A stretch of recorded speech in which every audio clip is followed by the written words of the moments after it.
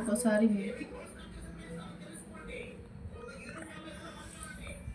గాజులు ఆర్గనైజ్ చేస్తున్నాము. ఇలా సింగిల్గా మిగిలిపోయి ఉన్నాయి కదా, ఇలా సింగిల్గా మిగిలిపోయి ఉన్నాయి అంటే ఏవైనా సేమ్ కలర్లో ఒకటి లేదా రెండు ఇట్లా ఉండే గాజులు. వాటిని ఏం చేయాలో చెప్పండి, ప్లాన్ చెప్పండి, ఆర్గనైజ్ చేసుకుందాము. మళ్ళీ కొత్తగా రీక్రియేట్ చేసుకుందాం, పాతవన్నీ రీక్రియేట్ చేసుకొని వాడేసుకుందాము.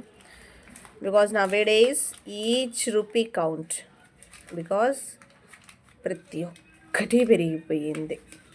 ఈవెన్ శనగపప్పులతో సహా, గోల్డ్తో సహా, everything. Budget should be adjust.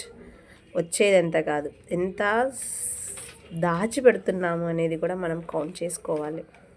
ఈ బ్యాంగిల్స్కి, బట్టలకి, అనవసరమైన వస్తువులకి అనవసరంగా ఖర్చు పెట్టకుండా, ఫ్యూచర్ చాలా ఉంది. పిల్లలకి ఎంత దాచిపెట్టగలిగితే అంత గొప్ప విషయం అనిపిస్తుంది నాకు తెలిసినంత వరకు. Thank you for watching. Subscribe.